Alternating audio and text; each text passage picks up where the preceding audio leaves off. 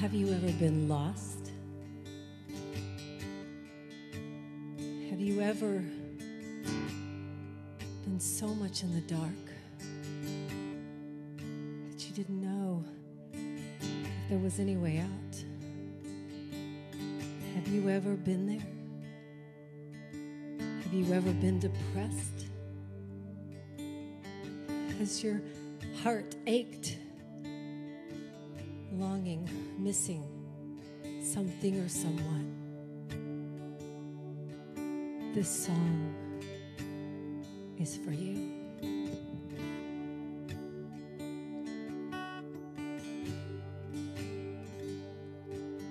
I light another candle. I get down on my knees. I'm going through the motions. I'm trying to believe. I need mercy and forgiveness. I need to roll away the stone. I need to know that someone loves me, 'cause tonight I'm so alone. Is there anybody out there? Is there anyone who cares? A God up in heaven watching over me down here. Well, if there is, can you hear it?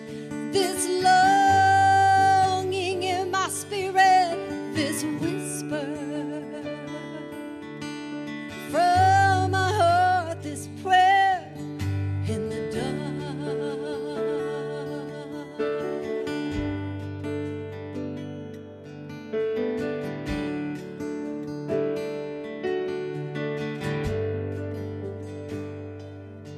They say you walk beside me, that there are footprints in the sand. They say you are my shepherd. Well, Father, here I am. In this moment of weakness, I'm so weary and confused. I'm calling out your name. I am reaching out for you. Is there anybody out there? Is there anyone who cares? A God up in heaven watching over me down here. Well, if there is, can you hear it? This longing in my spirit, this whisper from my heart, this prayer in the dark. This prayer in the dark.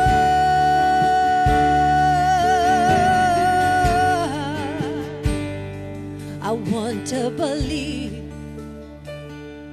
I want to believe that there are angels up above.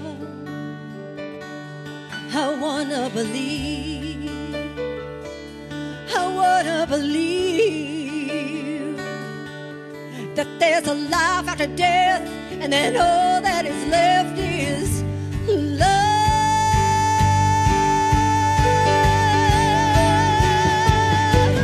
Tell me, can you hear it? This longing in my spirit, this whisper from my heart, this prayer in the dark. This prayer in the dark.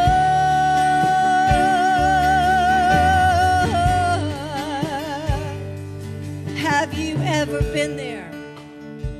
I mean, for real. When you've been praying and you've been praying and you've been praying, and your minister and your therapist and everybody that loves you says, keep on praying. And you keep praying. I was there. I was so hopeless. It went on for months, and I had lost my faith. And one morning, and I feels like for sure I was at the very end of where I could make it. I remember exactly where I was in my house, And I got down on my knees one more time. Help me. Ayúdame. Help me. And out of nowhere, or for sure somewhere, these words came and descended on my heart like a prayer. These words: there is no faith without doubt. That's what faith is all about. There is no faith without doubt. That's what faith is all about. Hallelujah. I can hear the angels sing. Hallelujah. I can hear the church bells ring.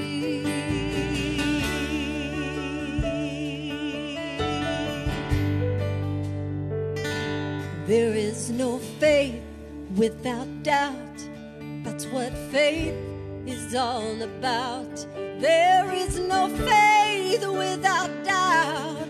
That's what faith is all about.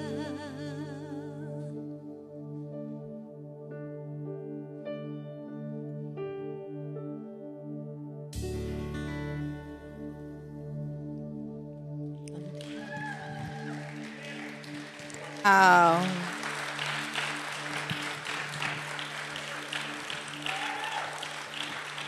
Woo. Oh, my word. Who's got the waterworks going? Yep, I see everybody. Did you wear your waterproof mascara? I didn't. This is Stephanie Urbina Jones, singer, teacher, writer, sister, friend, mother, wife, and lover of life. She brings her passion and experience of living a life of creative freedom to people all over the world. We're lucky we have her. When she said she was in town, I was like, book this girl now. And I love that she says she's a rock star shamama. This rock star shamama has a passion for transformation and is a living example of not only dreaming, but bringing those dreams to life. Whether she is writing a song, performing, or leading sacred journeys of transformation as co-founder of Freedom, Folk, and Soul, Stephanie is following her heart and chiseling out her soul. She sees herself as a kind of midwife, giving folks on their journey of self-discovery, healing, and transformation, and empowering those who seek to live a life of passion and purpose. She is an author, as we already said. We will have her book signing with the other authors here. It'll be in person and Facebook Live. But I really encourage folks to come in person if you're here in Nashville, because it will really be something special that you want to experience here. She's also a musician, obviously. She is a best-selling author, as I've already said, and a Billboard Country #1. Hello, Billboard Country music songwriter, traveling with her honky-tonk mariachis. Don't y'all like that? Sharing joy and history-making with country music with chili peppers. I like that. All over the world. We are so blessed to have this incredibly unique expression of the divine here with us this morning, Stephanie Urbina Jones.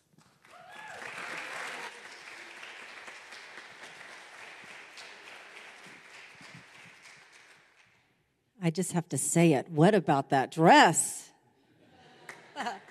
You would make Dolly proud. I am so incredibly humbled, blown away, excited.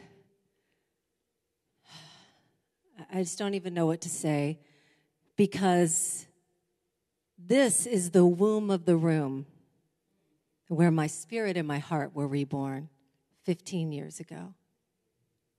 That song, Prayer in the Dark, was written when I first came to Unity of Nashville.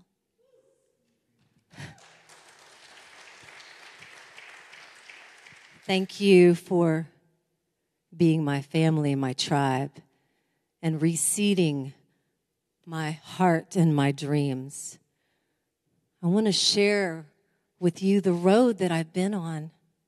My prayer is that it opens or touches your heart and inspires you in some way to do whatever it takes to love yourself and to chase and follow your dreams, those God seeds planted in your heart. My great, great, great grandfather, Thomas Griffith Jones, came to the United States through Ellis Island from Wales. He came here escaping religious prosecution. He ended up making his way down to Ohio, where he became a leader and a Baptist minister, founding a school. My great-grandfather, Manuel Anaya Urbina, whose name I took, was born in Mapimi, Mexico in the late 1800s. He was called by God. You know that calling? That calling to be close to the divine. And so, of course, he made his way to the Vatican, crossed the ocean at 16 years old, went to Rome to become a priest. He was there for 2 years, and something happened. Something didn't work for him. Whatever it was, he left Rome, went back to Mexico. He left his faith. He left his family. He left his country. He crossed the border in El Paso in 1907 with nothing but a Bible in his hand. He ended up becoming the first Mexican Baptist minister, where he had his congregation in the west side of San Antonio, where I was born.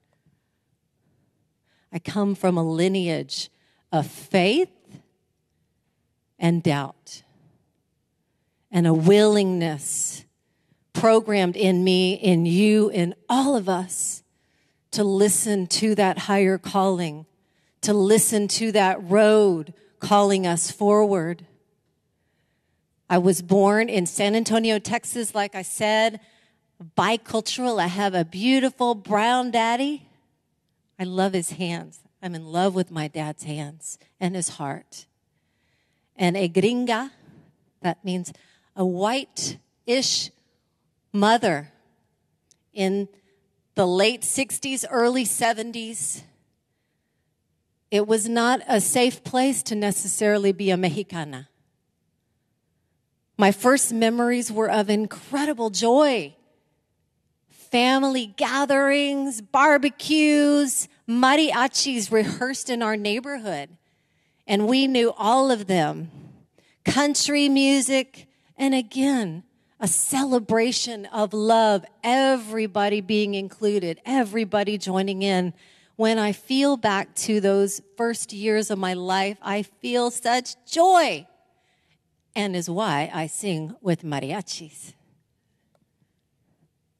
But some things happen in a very short order. My parents were divorced. My dad went to Vietnam. I loved my dad. You can't tell. I just was totally into my dad, and he left for Vietnam. And I was told, Stephanie, you're not that brown. Don't tell anybody that you're a Mexican. What? I don't understand. This is who I am. This is who we are. This is the joy. This is the love. Just don't tell anybody that you're Mexican. Right behind that, my person, my grandfather, my guy. We all had those people, right? He died. I remember standing there in the funeral home, seeing him there, and then lowering him in the ground and thinking, I remember I'm 4 years old. This is how kids are. He died. Well, if he died, I want to die because I want to be with my grandpa. That's what little kids do. We make these agreements at an age, right? Right there in 1 year, the formation, the filter of who and how I would not be able to love came into being. What I believed was nobody loved me. What I believed was I was abandoned. What I believed was that I was unworthy. Surely it was my fault that my parents divorced. It was a lot of pain to feel for a little kid who just felt so much joy. One gift that came from that pain was in my room crying. My heart awakened to my very first vision. Not just a vision you see, a vision I felt in every cell of my body. I saw myself on a stage and that the heavens were shining through me into a sea of people and coming back through me to the heavens. It was in me. It has never left me. I knew at 4 years old that I was to be a messenger of love. The only problem was I didn't know how to love. I kept living through learning how to put on masks, learning how to medicate so I could get by, so I could maybe make you love me. I would do anything for you to love me. Would you just love me? I was a walking wound, and I don't say that with any judgment. I say that with great compassion. That's how powerful that experience was that happened to me at 4 years old. You know what I mean? So life went on. I had successes. I had a natural gift to sing, and so I started singing in churches, and you should sing, you should sing. And then I'm like, all right, maybe I can, maybe I will. And then I got a job as a singer in Austin, Texas. And we were in front of that sea of people, 5,000 people, and I froze. They had to escort me off the stage, and they had to let me go. See, I was right. I am not worthy. I am not lovable. Okay, God, that must mean I'm supposed to work in the music industry. During this time, my dad took me to Mexico. He came and got me when I graduated from high school and took me to Mexico. And I fell in love. Oh my gosh, I fell in love with these people. La gente. The food, the culture, the joy, the laughter, the dancing, the way they live, and the way they move. And they were shaped like me. I always wanted that blonde Barbie body. That's not the body I have. I have a body like a Mexicana. But I always wanted what I didn't have.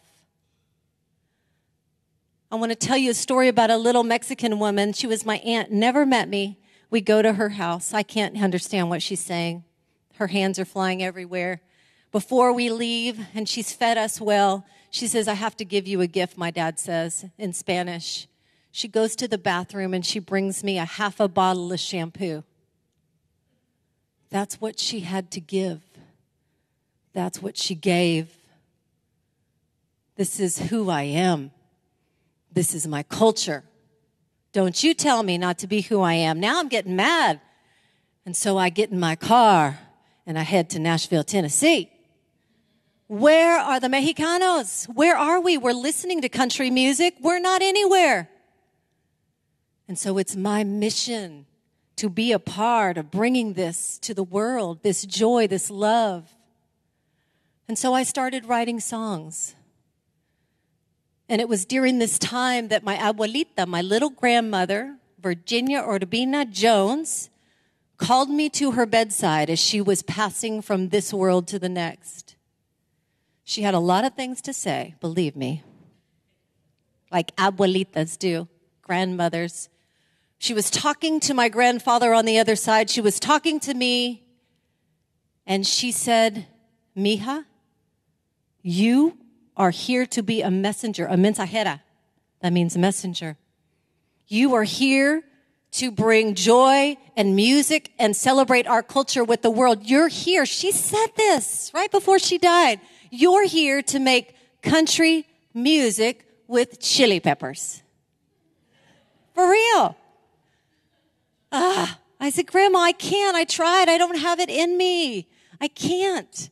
She says, "Mija, you will." Believe me, and many of you know, when someone speaks to you in that moment, you know to listen.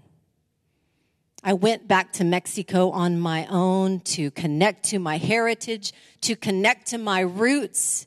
And what happened? I met a little Mexican healer. And what is this? I'd never even heard that word before. Have you heard that word before? A healer? She was a healer. She says, "Come to my house." So I went out to her house, and she did what many of us do now, breath work, drumming, music. And what happened during that session was so much of that pain that I'd had stored in my body all those years, like a lockbox of secrets, just like started coming out. I couldn't even believe it. I felt so free. I felt so connected to the divine within me. What is going on here? And I also connected back to my great-grandfather, Manuel Anaya Urbina. I think he was like, "Now you're in my country. I got some things to say. It is time for you, mija," which means little girl, to go back to Nashville and start making music. Again, I was fortified. I felt the fire, the sacred fire in my heart. Nothing was going to stop me. I came with my passion back to Nashville, and over 10 years chipped away, made 5 records, became a #1 artist in Texas, sang with Willie Nelson, traveled the world, all over the world, Japan, Switzerland, Sweden, Germany, Montreux Jazz Festival. And then the lucky break happened. The real lucky break. Little Big Town discovered me in Sweden, and they were like, "Oh my gosh, we need a Selena of country music." They brought me back to Nashville, took me to the record label. They signed me. Things were going, y'all. Things were happening. I was on the cusp of the magic. When one morning, my husband walked in the kitchen and said 5 words. "Stephanie, I don't love you anymore." I want to read something to you from that moment. What cracked within me on the kitchen floor that day was the ability for my mind to assemble and be okay. I was not okay. My pain and I plunged down a taproot of despair, playing broken records of the past I thought I'd transcended long ago. I did what broken does. I tried to dull the pain, but it was too late.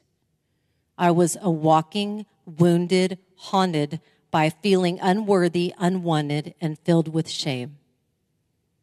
I was a failure. Just like when I was a kid, I believed it was all my fault. I went the tried and true ways of medication, smoking, drinking, crazy thinking, but nothing could touch the firestorm in my heart. All that wasn't healed came up in a bonfire of regrets. just like my grandfathers, great-grandfathers who'd come before. I had come to my crossroad, to my crisis of faith, to my desperation, and ultimately to my surrender. Within 2 weeks, everything that I had spent 15 years building went away. And I was in a very painful divorce with no dream to dream forward. The record label, the partners, the publishing company, gone. It was in that moment that I got a phone call from my dad, who was very worried about me. I am very willful, if you haven't noticed. There was no will. I could not get out of bed except for to feed my daughter Cheerios and set her down in front of the TV. Have you ever been there? Right? It was in that moment that I wrote Prayer in the Dark. My dad called me and said, Mija, you have to go back to church. You have to find your faith. You need to go to Unity of Nashville. And I walked through those doors 15 years ago and sat in these pews and cried for at least 2 months. It was coming for me. You know, Oprah has a saying that I don't know that I love it, but I believe it. She says, we don't get what we want. We get what we believe. I had built this dream on my faith, on my belief, but really underneath all of it was my belief that I was unworthy, unlovable, and unwanted. It was probably, second to my daughter, the greatest blessing of my life. How else would everything gone away so that I could just be emptied? I cried and grieved every loss that came before, and I believe generations before. I came here every Wednesday, every Sunday. I went to their house for the book studies, the Course in Miracles. I was in therapy, and my heart was reseated at Unity of Nashville. These are the people. You are my tribe. I remember your hugs and handing me tissues 15 years ago. Thank you. Thank you. I came back to life. I let that dream I'd had that sometimes was a burden because I was so crippled with not feeling good most of the time. I had a teacher that said to me, Stephanie, you're really addicted to suffering. And I was. It's how I grew up. It's how I kept myself safe. I didn't have to go try something if I was suffering. I don't know if that makes any sense, but I started to weed through this bonfire of regrets, and I started feeling some joy, and I started feeling hope, and I started to feel my own love, and all these ideas started to become possible. Like maybe Charles Fillmore's right? So after being here for about 18 months, I landed in some medicine wheel. Does everybody here know what a medicine wheel is? It's a way that the indigenous used to pray. They would create a circle that had a cross in the middle of it. And there's all kinds of mythologies about it and stories, but ultimately It's a path of healing and transformation. So I took my prayers out to this medicine wheel, and I met my husband, Jeremy Pager. Jeremy had helped my little brother when he had gone to treatment, and my little brother would call me and talk about this guy named Jeremy. I'm like, yeah, thank you, Jeremy. And then I met him, and the only reason I was open to talking to him was because he helped my little brother. We fell in love. Jeremy had been adopted into the Lakota tribe. His pain had found his passion and purpose by serving others. He was a sweat lodge poor. He carries all the rites of passage of the Lakota. He's a Toltec teacher. All those teachings from Don Miguel Ruiz of the Four Agreements. We're dreaming all the time. Intent is working all the time. And he was a firewalk instructor. I'd met my match.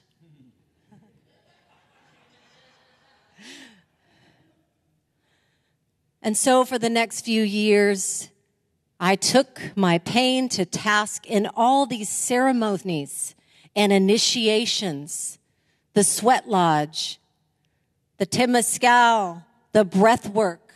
And what I found over and over again was those beliefs that I was unlovable were not just in my mind. I didn't have to just reprogram my mind or my heart. They were in my body, locked and loaded. So by the time I got to all these experiences, breath work, firewalking, I was able to rapidly transform those agreements. It was like they just started just coming off and out of me. What I found was that they needed my attention. It's like a screaming little girl at 4 years old, still in my body. Somebody love me. Doesn't that make sense? I mean, how many people do we know that have arrested development?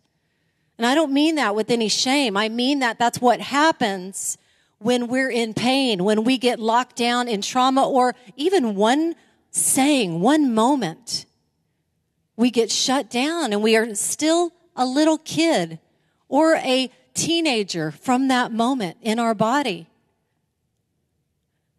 Through these sacred ceremonies and initiation, I went back and rescued, reclaimed, brought home that little 4-year-old. Do you know that by the time I turned 40, one of my friends said, "Oh my God, I have never heard you laugh in my life." Isn't that sad? It was true. I started laughing. It's like all that laughter was stuck down inside me. All of a sudden, I was a little girl with wide-eye wonder. And in my imagination, my husband Jeremy says, it's like a slot machine of dreams. Here they all come. All those dreams that I had as a little girl suddenly were coming true. I always wanted to travel the world. Small town Texas growing up. All of a sudden, I was being invited to lead spiritual pilgrimages all over the world. Africa, Egypt, Peru, connecting with the divine in each person that was coming, being their sacred witness and a minister of love in these sacred moments when someone finally comes to that place where they go, here it is. Here's the belief. I got it. We've been doing all this work. Now I got it. I don't believe I'm lovable. We cry, we feel it, we honor it, and it's released. And in its place is love and transformation. Are y'all with me? Woo! I want to circle up and say, I was worth it. I wore so many people out, including my managers that are here. You are so worth it. You are so worth. If there is an agreement or a story or something that touches your heart and creates any discomfort, it's time to go. It's time to get to the heart of the hurt and release that pain so that you can live the promise of the freedom and the joy and the power. And the power that we are. We are so powerful. Miguel Ruiz teaches in the Four Agreements, we are artists of life. Every day, every moment, every word is our ministry. We are painting a picture every moment. What is your masterpiece? And I don't even care if it's a mess. Well, bring it. Bring that mess. Turn it into a glorious masterpiece. I want to close with one more story. You just can't make this up. So, I kept chipping away. I decided maybe my grandma was right. Maybe I should start singing. By this time, I was teaching, and Jeremy and I had started Freedom, Folk, and Soul, a transformational community of the healing arts, leading these pilgrimages and teaching and beautiful life. But I was still singing. But I had been in my sacred surrender. God, use me. Use me. I surrender. It was in this time, another time of without faith, without doubt. No faith, loss of doubt. And in this place, I got a Facebook message, the holy Facebook message. You know those? Out of nowhere, a message comes on Facebook to Stephanie Urbina Jones, my professional, which I don't always check, right? Are you Stephanie Urbina Jones? Yes, I'm Stephanie Urbina Jones. That's me. I'm actually answering this. He says, do you know Manuel Anaya Urbina? I'm like, that was my great-grandfather. He says, well, I found a Bible of his in an antique store in San Antonio from 1876. This was the Bible that Manuel carried to the Vatican, back and crossed the border and preached the gospel. Came to me. A sign, for sure. Keep going, mija. Keep going, y'all. I want you to know within a very short period of time, another miracle happened. And through the gift of Mr. Vince Gill himself, and a long story I won't tell you now, I was invited for the first time in the 93-year history of the Grand Ole Opry to bring the Heart of Mexico and mariachi to the Grand Ole Opry stage.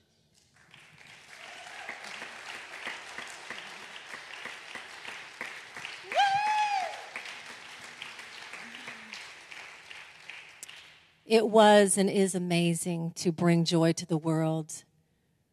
More importantly, gratefully, maybe selfishly, what's really amazing is to feel love and to be loved in return. Thank you for welcoming me home 15 years later. Thank you for being my tribe. May you be touched and inspired. Dare to dream. Take on your masterpiece. Remember, as the ancient indigenous ones tell us, we are the ones we've been waiting for. We are the ones we've been waiting for. And we were born to love.